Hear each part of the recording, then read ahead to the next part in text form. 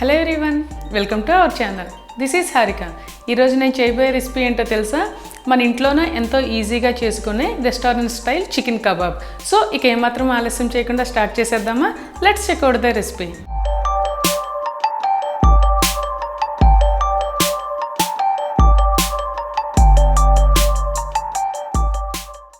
చికెన్ని ఈ సైజెస్లో పీసెస్గా కట్ చేసుకోవాలి. ఇప్పుడు ఇందులో 1 టేబుల్ స్పూన్ కారం, 1/2 tablespoon salt, 1/2 tablespoon garam masala, 1/2 tablespoon chicken masala, 1/2 tablespoon పసుపు, 1 టేబుల్ స్పూన్ అల్లం వెల్లుల్లి paste, 3 tablespoons oil, 1/2 cup పెరుగు, కొద్దిగా లెమన్ జ్యూస్ పిండుకొని బాగా కలుపుకోవాలి.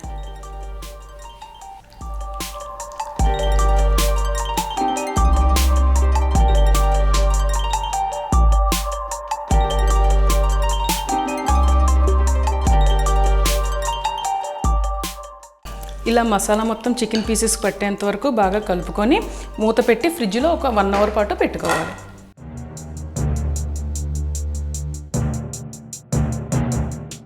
సో 1 అవర్ అయితే అయిపోయింది. ఇప్పుడు మూత తీసి చికెన్ మొత్తాన్ని బాగా కలుపుకోవాలి.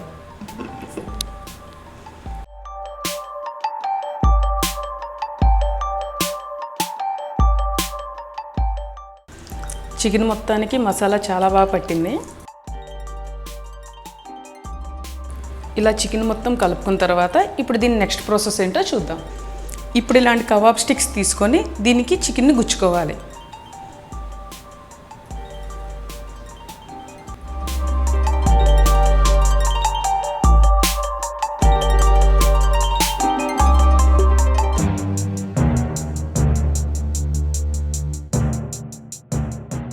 ఇలా చికెన్ పీసెస్ అన్ని గుచ్చుకున్న తర్వాత ఒక తవా తీసుకొని దాని మీద ఆయిల్ రాసుకొని హీట్ చేసుకోవాలి.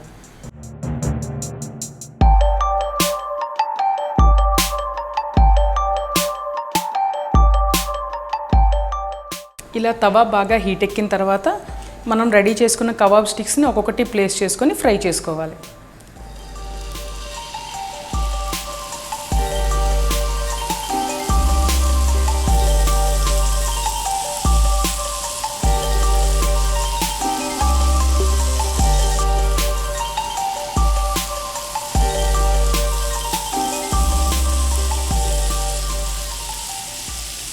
ఇలా 2 మినిట్స్ ఫ్రై అయిన తర్వాత స్టిక్ని 4 సైడ్స్ టర్న్ చేస్తూ కాల్చుకోవాలి.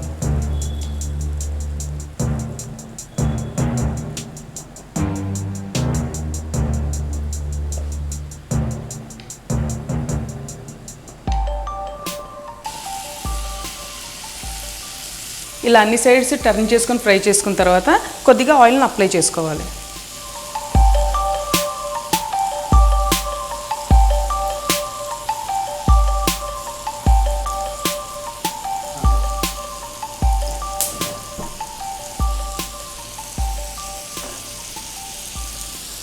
ఇలా కబాబ్స్ అన్ని 70% కుక్ అయిన తర్వాత ఇలాంటి గ్రిల్లో కూడా తీసుకొని డైరెక్ట్ ఫ్లేమ్ మీద 2-3 మినిట్స్ మళ్ళీ ఫ్రై చేసుకోవాలి. ఇలా 4 సైడ్స్ టర్న్ చేసుకొని చికెన్ మొత్తం ఫ్రై చేసుకోవాలి.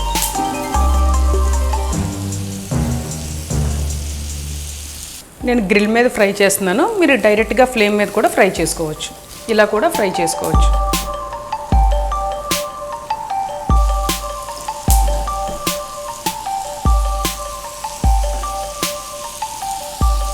సో ఫైనల్గా మన చికెన్ కబాబ్ అయితే రెడీ అయిపోయింది. ఇప్పుడు దీన్ని ఎలా సర్వ్ చేసుకోవాలో చూద్దాం.